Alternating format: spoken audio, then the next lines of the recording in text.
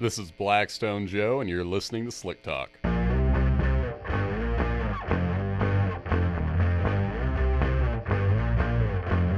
If I say I'm an oil man, you would agree.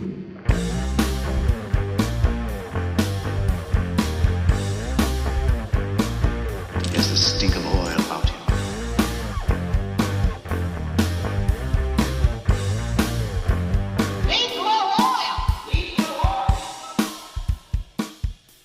Today is episode 86. I have Miranda on the show with me today. Miranda is a senior analyst, much like myself. Every day she's looking at the data, breaking down the results, making them real to our customers. And I was excited to sit down and talk with her. If you've been around this show for a while, I haven't done a guest episode in quite some time, and part of that's just due to logistics and change in recording setups and the like. So jumping back in was fun, but especially with Miranda, because while I have worked with her for a while, we haven't had a lot of one-on-one interaction apart from just strictly work-related, take a look at this lab number, or what do you think about these results, so on and so forth. So I was excited to sit down and learn more about her, as I'm sure you will by the end of the episode. We had a very fun chat, and I want to go ahead and jump into it. Without further ado, here is Miranda and I on episode 86 of Slick Talk. We now welcome on Miranda. Miranda, welcome to Slick Talk. Thanks for having me, Joe. Happy to be here. So have you ever done a podcast before? I have not. This is my first podcast. Because I feel like during the pandemic, you either made a sourdough starter or you started a podcast. I didn't do either, actually. Did you pick up any pandemic skills? Or at least any flights of fancy, because I thought I was going to be a puzzle person, and that didn't pan out whatsoever. You know what? I did try one puzzle, and then my dog ruined it. I had to build a cage around my table every day so that she wouldn't mess it up. Wait, so this was an aggressive puzzle? Well, I don't know. It was 'Cause I would say aggressive is 1,000 or more. Yeah, it was probably 1,000, and I was doing it on my coffee table, so it's low enough she can get to it. And so I would have to move my furniture and stuff to block the coffee table so she didn't have access to it while I was at work. Wait, so what? So I had to do that every single day. I did that for 2 or 3 days, and I was like, no more of this. Wait, did you finish the puzzle? No, I didn't. I just gave up on it. Well, I was I'm not a puzzle person. That's not me. I got it. Yeah, you have to at least attempt. But what was the puzzle? Was it a landscape of You know what? I don't even remember. It must have not. If it was maybe a really, really cool puzzle, then I probably wouldn't have abandoned it like that. But the fact that I don't even remember what it was, it must have just been something that someone gave me as a gift a long time ago and just sat in a cupboard until, a global pandemic hit. And then it's where's that puzzle? I had a Game of Thrones puzzle that was it was multi-leveled. So you would build 500-piece base, and then you would have a puzzle on top of a puzzle. And then I only finished it because we had 4 friends come over. This was a 2018 or something. And we had 4 friends come over, and they would just all want to help because it was a Game of Thrones puzzle. And so I was just Tom Sawyering that and just having everyone else do it. Well, I did probably 25% of it. Yeah, people get really excited. That is one thing that I noticed. When somebody sees a puzzle, they're like, oh my God, you have a puzzle. Can I? And they just start doing it, and they're like. It's a defense mechanism. Yeah. You don't have to be locked in conversation. You can take a break and be all right, that's enough for right now. Yeah. I'm going to find a border piece. So I was going to ask, because we need the hard-hitting questions, if you were a cat or a dog person. So is it automatically dog because you have one, or? I don't know. I mean, I would say it's probably dog for me. I do love cats so much, though, but I'm also pretty allergic to cats. So I did have, I've lived with cats before, and it was, those were some great years of my life. But also, as soon as I wasn't living with them anymore, my health improved greatly. So it's kind of hard, to really make the decision to I think about it all the time. Should I maybe get a cat? Because it's my dream to have a dog and a cat that get along and they're best friends and they cuddle and stuff. What's the kind of dog you have now? She's an Australian cattle dog, so she's really high energy. I would have to get a kitten for sure because most cats would probably not want anything to do with her. So how does she do when she's alone? Like, do you have to have her in a cage, or is she able to roam around and not destroy the place? She roams around the house. So yeah, she's pretty good. She doesn't ever really like get into things except puzzles. Apparently, that's Yeah. like her one weakness. Just can't resist. Or you can't leave any food out. Like you can't leave Taco Bell on the table. I've learned that the hard way. I swear I grew up a dog person, and then I can't be home enough, and I would miss them too much. Whereas like cats, I knew would love it when I was home. Maybe, and then we ended up being best friends. I knew like some Yeah. cats are really solitary, so I was like, well, at least if they aren't like best friends, they'll be able to occupy themselves. And then I just turned into a cat person, Yeah. and now I have two plus like a community cat that we let in. But now I'm kind of like uneasy about it because I found out he was friends with a possum last night. Oh. He was sitting next to the possum, and I was like, you're gonna bring in like possum illnesses. I don't know. But yeah, he's really adorable, and we and my neighbors take care of him, and we let him in at one point, and we give him like flea medication so it doesn't get out of hand. But Yeah. he's a street cat. Like we've seen him like carry like rabbits and birds up to the gosh. house, and he's about that action. So I wanted to switch gears and talk to music for a little bit because a lot of our listeners are into discussing music, and it's also been like just a common talking point for me. Like I would let them get to know me a little bit by talking about albums, and when Ben was on the show, we talked about music quite a bit. So what was the last vinyl that you bought? The last vinyl that I bought. Well, first of all, how dare you assume that I just buy vinyl? I think you know me though. I did a little bit of research. Oh, okay. Like any good podcast host.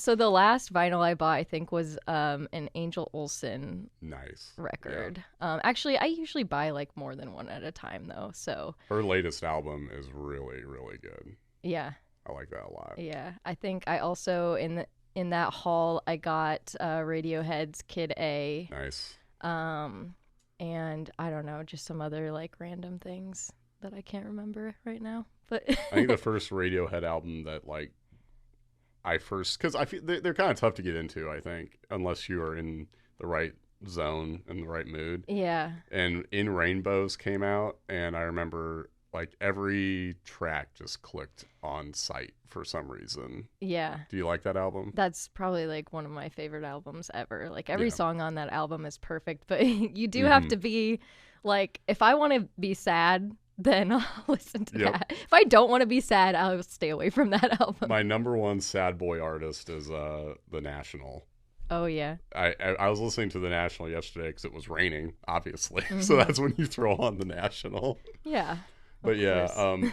on the topic of Angel Olsen, she did a song with Sharon Van Etten. Have you heard yeah. that one? I think it's called Like I Used to. Mm-hmm. That was a banger. When that came out, I listened to it. It was probably like in the top 5 on my Apple for a minute. Yeah. And I had this film instructor in college who he's always. I followed him. I follow a couple of instructors that were like, you could tell they were cool. And he was one of them. And he was always posting about Angel Olsen. And then I was like, fine, I'll listen to her. And then, yeah, she's really high up on the list. Yeah, she's got such a like classic voice. Like you just don't hear a voice like hers very much these days. Yeah. A lot of like female singers sound the same. Actually, I don't really want to make that generalization, but there are At quite a least few. pop-wise. yeah, pop. Right. Yeah, pop music.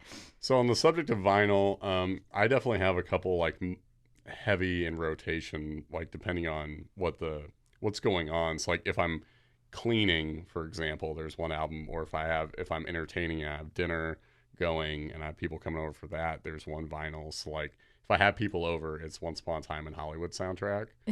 Do you have any mood specific vinyls that are just like, I'm going to lean on these for whatever is going on? Yeah, so David Bowie, any David Bowie album is usually like my go-to like cleaning soundtrack.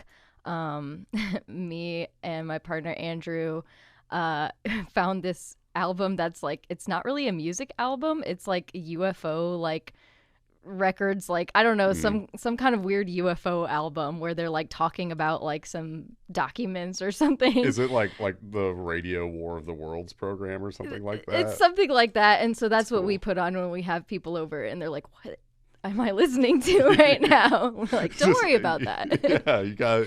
Sometimes you have to teach them. Yeah. No, I get it. So if you're writing, since you're a fellow analyst and we spend so much time writing, do you prefer to listen to music or do you listen to podcasts or like nothing at all? Oh my Because I gosh. think everyone's very different, and I'm definitely different depending on what I'm writing. If I really need to focus on like the nitty gritty of like, if it's an industrial sample of like 7 special tests, then I can't really listen to anything with words. I need to just listen to like instrumental or whatever. So do you have a preference when you're writing? Well, I found that when I'm writing, I can't listen to anything, sadly. Nothing. Yeah. I think at first I would try to at least listen to like instrumental music. Clams Casino was my go-to. Yeah. But even then, it's like if I'm familiar with the songs, like even if they don't have words, I'm just kind of like anticipating or like, I don't know, almost like not humming along, but you know what I mean? Like in my head. Yeah. And so it's just, even that can be kind of distracting for me. So I usually just don't listen to anything unless I'm proofing maybe. When I proof reports, I feel like it's definitely a lot easier to, but I probably couldn't do like a podcast or anything like that. It's too intense. Yeah, I totally understand that. 'Cause sometimes it will take over. I'll find myself like writing the words that I'm hearing Yeah. in my head.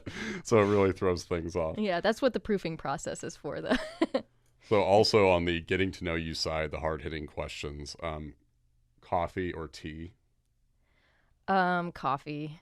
Is it tea ever or tea never? I do love tea, but I just, I don't know. I don't feel like there's enough caffeine in tea for me. Yeah, I can't rely on it for whenever anyone says, "Oh, tea has caffeine," I know they're not lying to me. I know it does, but I refuse to believe that it has what I need. Same. Like, you could print out the label, like a study that shows it might even have more caffeine than coffee. I'm just like, yeah, but I don't buy it. I think it's like probably better for you. Like I did have a matcha from Trader Joe's this morning before I came to work, and now I'm drinking coffee.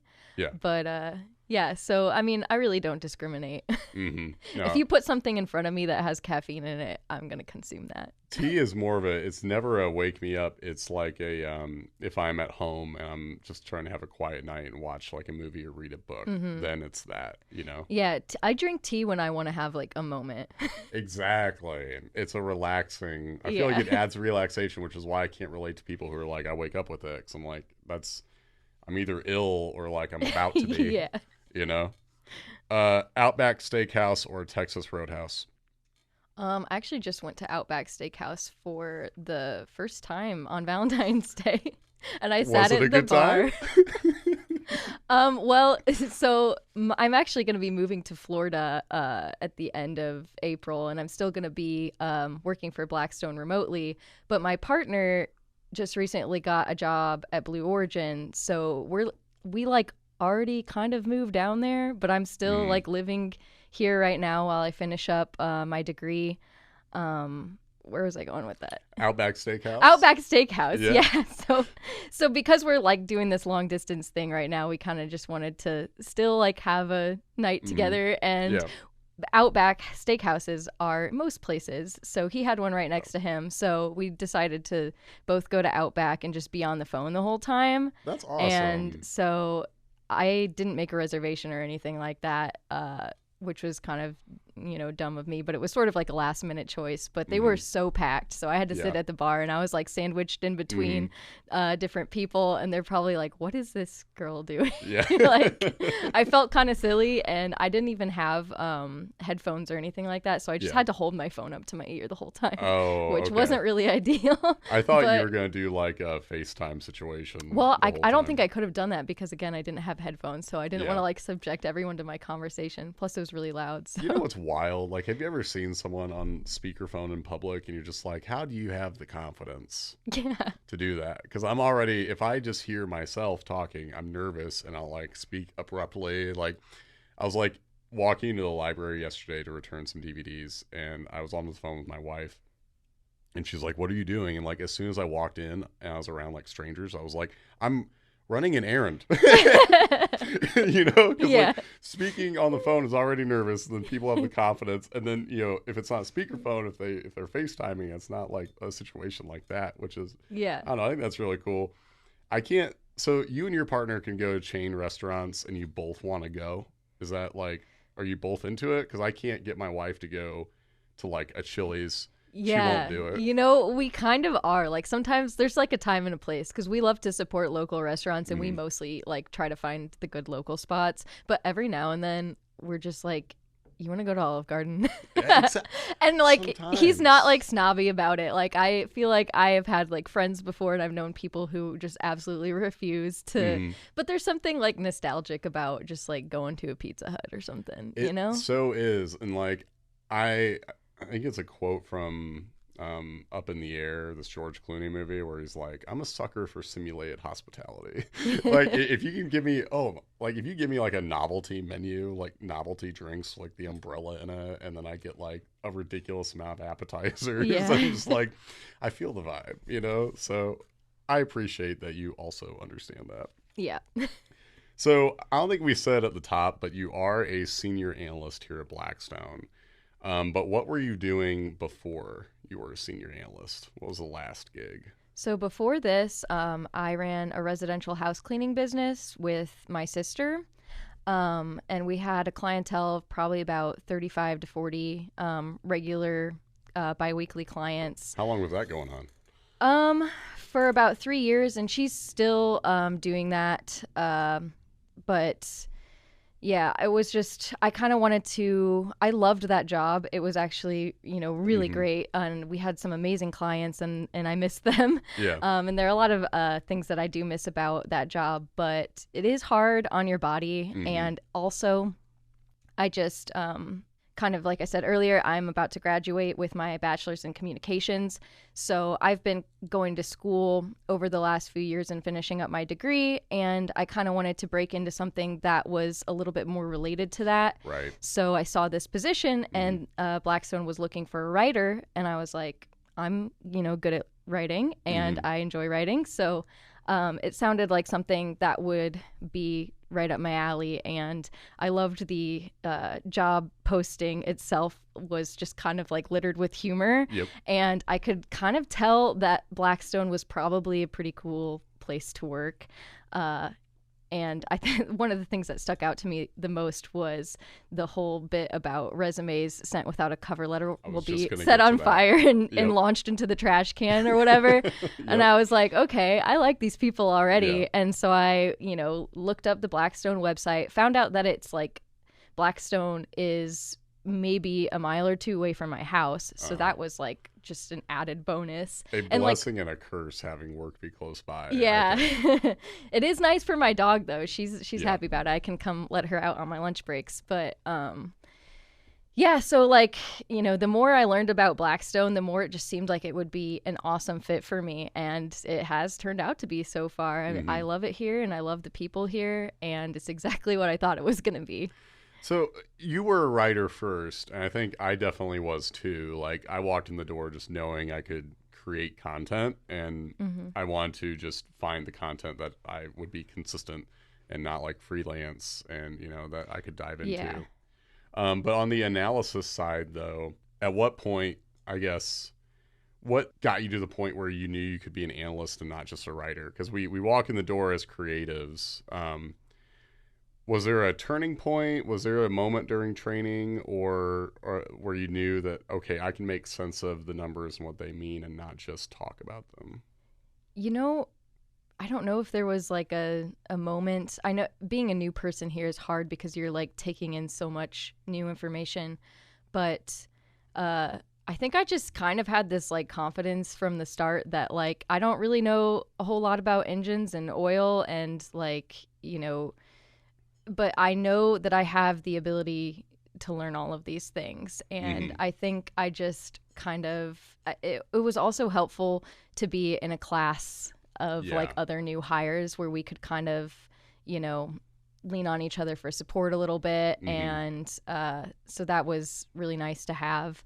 Yeah, the classroom element was big for me because, like, when we're in training and it's notes, study, test, notes, study, test, and like if you were comfortable at all with that workflow, I think at college, then I knew that I would be able to adapt to it. Yeah, exactly. So was there copy or content or anything you created before Blackstone that kind of informed at all your style? Like I did copywriting for a realtor, and that was like talking about like lead certifications and stuff, and that was kind of a little, I don't know, I didn't lean on it heavily, but I knew that like, okay, if you could write about that, Yeah. something you don't have any real estate sort of background, then surely you can pick up a whole different world. So did you create any content before that informed your style or anything like that?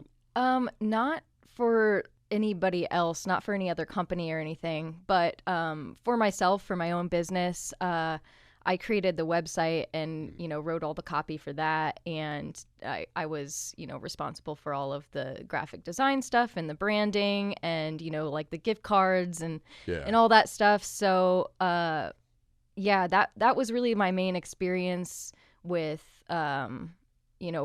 writing in that sort of way. Yeah. But again, that's, it's very different, but... A lot of the analysts here are creatives, I think, on the side. Are you still, when you're not working on reports and you leave the office, is what scratches a creative itch? So many things. I mean, even something as simple as like cooking, I feel like I like to even get creative with that and try to like come up with my own recipes rather than following a recipe. But really, I don't know. If I'm not at work, I'm probably creating something, whether I'm, painting or like making collages, writing poetry. Anything really. Or is there like a style you're most confident in? Not necessarily. I think that's one thing that's always kind of frustrated me about my own art is that I feel like I haven't really found like a style that I've, stuck with or whatever. I just kind of dabble in, different, like maybe I'll, I'm feeling like trying some abstract today. And, sometimes I want to flex my drawing skills and try to like, create more realistic images. So it just really kind of depends. I haven't really found like a certain style that I've gravitated toward more than another, but that also kind of keeps it fun. I think I've just kind of stopped putting the pressure on myself to, have my art be like a certain thing. Like it can be kind of nice to like package it in a specific way or whatever, but I don't think that's me. I think I like to, I'm thankfully not doing it like at, I'm not trying to make money off of it or anything. So I feel like there's not as much pressure there for me to like have a particular brand or anything like that. Like I do have the freedom to just do what I want. That's going to be my next question is like, do you think keeping the money out of it is really important? Because I think as soon as I've tried to ever gain something outside of, this job, trying to exploit like a hobby or something that like we just enjoy doing, adding the money into it is a really quick way to just sap all of the joy out of it. Yeah. For me anyway. I think that it in my experience, it's definitely been the case for me. I don't think that's the case for everybody, but I think that is kind of what sort of led me into what I'm doing now, because I think there was a point in time where I was like, I'm a creative person. I love making art. Like, I love the idea of like working for myself, but after doing the cleaning business, I like saw the downsides to that. Like, there are a lot of, upsides too, but, I do think that I like the idea of just like having a stable income, not, having employer provided health insurance and benefits and stuff like that. That's been really nice. So I'm not really in a rush to like try and go out and do my own thing. Like maybe if I happen to make some like extra money on the side, cool. But like, I don't know. I think it would kind of take some of the joy out of it for me if I was trying to like make a living off of it. When it comes to this job in particular, you've been doing it for a while, but do you still find it kind of hard to articulate to people who are outside of this world? Because like, I would like to think having the podcast and writing all these reports and doing social media, I would have the hang of it, but still it'll come down to people like asking me or my wife. They'll be like, so are you still doing the oil thing? Yeah. And like, sometimes I'm at a loss when someone who is not like really into cars, or even people who are really into cars, I feel like don't necessarily have a grasp of just how like vast the world is that we have to deal Yeah. in, It's interesting. Like, if you're in it, you're in it. And if you're Yeah. not, like, you're just like, what? It can be so surprising because some customers want to be like debating the value of like a molybdenum level, and then other customers will be like, what do you mean there's a 520 and a 020? Yeah. So it's just kind of interesting learning how to interact with all sides of that. But when you describe the gig, do you have like a fallback line, something to make it real to people, or I think it, explaining it kind of like it's like a blood test for your engine has always been, pretty helpful. Like easy to understand for people who have no idea what oil analysis is. Yeah. I don't know. I also surprisingly do have a lot of people in my life who already knew about Blackstone. Really? I guess I'm just friends with a lot of engineers, and I have like engineers in my family. So to them, it's, easy for them to understand what I do. My That's mom, good, yeah. not so much. She's just kind of like, oh yeah, I don't know. I think she writes stuff. She writes about engines. Yeah, it can be tricky, but yeah, I do enjoy the fact that so many customers connect with it on such a personal level, especially anyone who's listening to this show. That helps. So even though it can be difficult outside, we have our connections to keep us going. Yeah.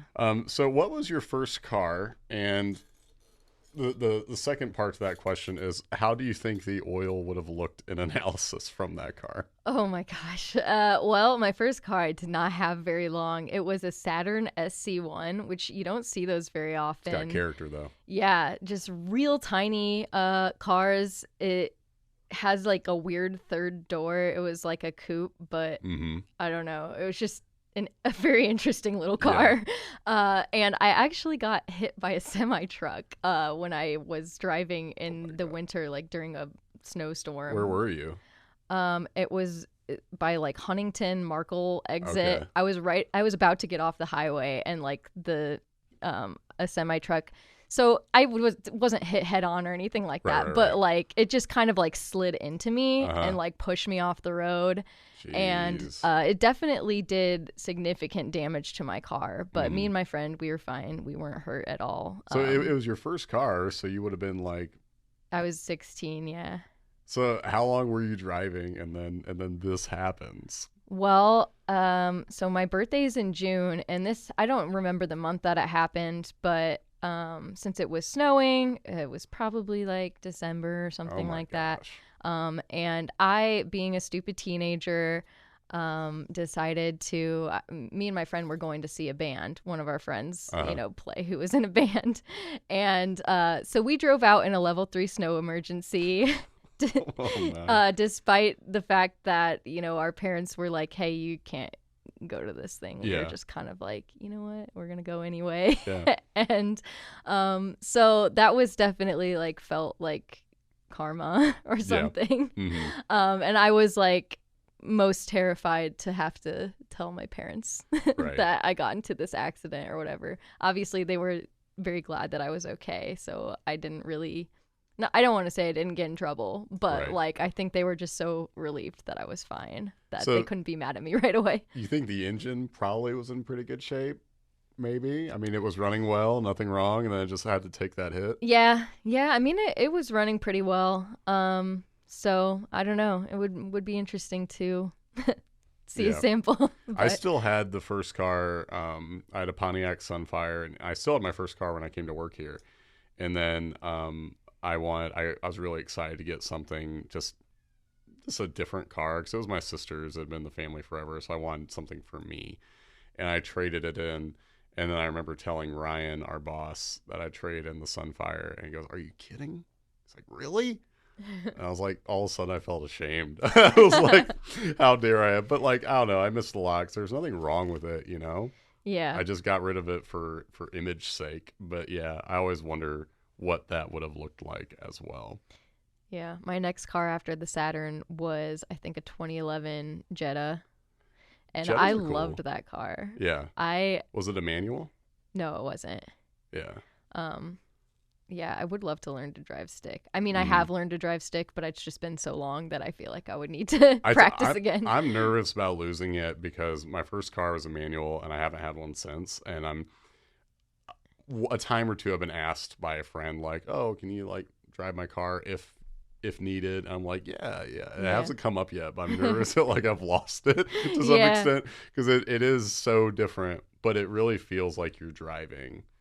When you compare it to ordinary automatic, it feels like you're actually doing it all because you are, but like it's such a different experience. But so before you started here, is there like a job you would say, what was the closest thing to the daily here in terms of a job? Because it doesn't even have to be like analysis related, but like I would like to think that like working in food service was the closest thing to the vibe here in the sense of customer interaction, meeting expectations, taking questions, like having a good background of like what we have, what we can offer, you know what I mean? So like I always thought that like that was the most similar in terms of like our daily goings on, even though it has nothing to do with oil. But like, do you have a job that you think informed your ability to work through all the situations we find ourselves in?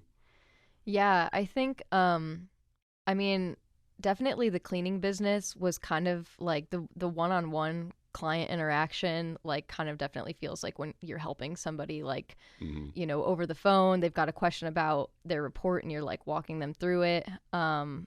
But also before that, I did have jobs in, you know, retail in the food service industry. I also did work at Lens Crafters in their lab for a little while, which was one of my favorite jobs. And, you know, that was kind of similar in the sense that I didn't know anything about like how to operate any of that machinery. Like any, you know, that whole process was completely new to me. So I had to learn all of that. And, you know, it's like once you go through that training, though, it's, you know, it's hard to imagine like not knowing it almost. It's like, okay, now this is just like in my head. You know, I know how to use these machines. I know exactly what to do. But yeah, that I loved that job. That was so much fun to just like feel like I was learning a totally new skill set that had never been, you know, something that, you know, I could do before and now I can. Yeah. Let's talk about some data that you've broken down. I'm sure a lot of listeners have enjoyed getting to know a lot more about you, and now maybe hearing your breakdown on some reports that you've looked at in the past. So we wanted to talk about a few of these. I think the first one you had in mind was aircraft related. Is that right? Yeah. Okay. So let's go through that report. Talk about the engine, the aircraft it was powering. You know, some of the background, and then we'll get on to the results. Okay, so let's break down this first report. It looks like it's an aircraft sample, so why don't you take it from there? Yeah, so this was a sample that from a Lycoming 0360A4A, where metals had been reading a bit high for a while. In the report that I wrote, the most recent one, metals had kind of taken a turn for the worse. Cylinder area metals in particular, aluminum, chrome, and iron and nickel were all reading at some of their highest levels on the page. So at this point, it kind of seemed like, yeah, it's pretty safe to say that something's not quite right. Even the viscosity was really thick for the well oil above type. That range, yeah, well above that range, which can often be a sign of excess heat on the oil. So it seemed like something was definitely not right in one or more of the cylinders. And, you know, I advised a compression test, and the customer, they went and did that right away and found that the number 2 cylinder had extremely low compression. So they pulled the cylinder and looked at it and found, you know, that there was definitely a lot of damage in that cylinder, and that, you know, it was only a matter of time before there was an extreme mechanical failure. So they were super grateful for that report, because they wouldn't have, you know, probably known that. Otherwise, I don't think that they were experiencing any obvious signs really or symptoms on their end at this point. But, obviously can see a problem before it, might actually start manifesting symptoms. Yeah, it's hard to get more clear cut in terms of value, of analysis than that. And like you mentioned on the slip, I don't think they had any notes about operational issues. Yeah. Everything for all intents and purposes seemed like they were not experiencing anything, but it takes looking at the oil sometimes, and it takes running some tests in order to figure out, what's really going on. So that's a really good example. And I think you had another one where we were looking at something to do with how the sample was collected. I think this is always a good talking point for listeners who either haven't sent a sample before, or maybe they have, but they aren't aware of how sample technique can play a role. So moving on, I wanted to talk about another instance where this time I think the sample container might have related to the results. Do you want to break that down for us? Yeah, so it wasn't a report that I wrote. It was a report that Amanda, another senior analyst, wrote. And I was proofing her report.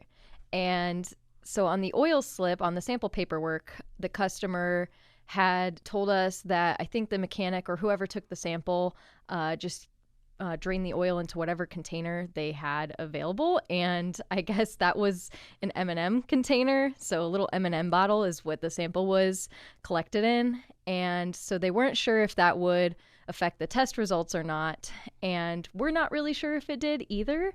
But we did find an interesting increase in sodium in the report. And this customer did have a long history of reports with us. And sodium was never anything that we really found in any of their previous reports. So we kind of speculated that maybe the sodium could be related.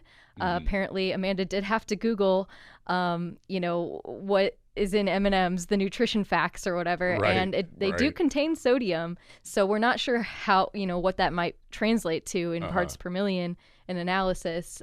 Sodium can obviously be from coolant as well. So that is another possibility.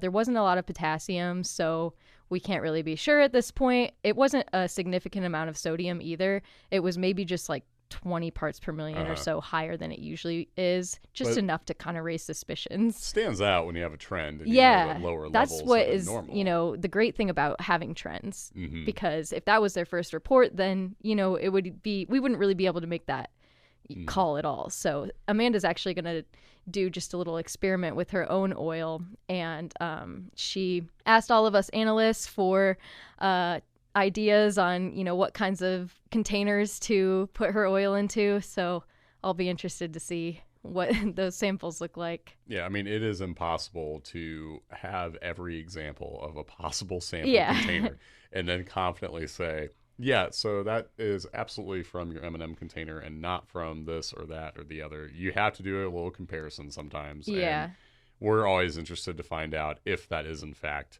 the explanation on our end too. So I want to break down another instance. This is not a sample specifically, but maybe in the future where oil analysis is going to play a role in a project of some kind. Yeah, so my brother actually is taking apart his jet ski engine right now in my garage. So that's something that I'm going to be kind of observing and maybe helping him with when I have time. But he's got a little 3-cylinder in there. It is an open cooling system. And so it's a little bit different from the engine that we took apart in training. But yeah, he's very organized, and I'm excited to, see what the results are like once he's got it all back together. And, I'm definitely going to have him take a lot of samples. Yeah. Well, you brought up the engine teardown, which we all take part in. So what was that experience like for you? Were you intimidated by it? Or, when you're in the garage during training, it's so early. In the process, at least it was for me. So what was that like on your end, taking apart the 2.2 liter, right? I think so, yeah. So, it seemed really daunting at first, but I think once you kind of get going and you see how an engine comes together and how it comes apart, it actually kind of, to see all those parts there's a lot of moving parts. It can almost seem kind of overwhelming, but I do feel like it gave me a much better sense for, like how all these parts are at play in an engine, and it definitely helped kind of put everything that I had been learning into, it made it all click together and kind of make sense. It's funny, we talked about puzzles earlier in the show. Yeah. It's a different kind of puzzle. Yeah. But in some ways, it's a lot easier than the ones we talked about earlier. And before we wrap up today, my producer did just pass me a note, and this relates to oil analysis that, let's just say, predates your time. You might say oil analysis has been in your blood.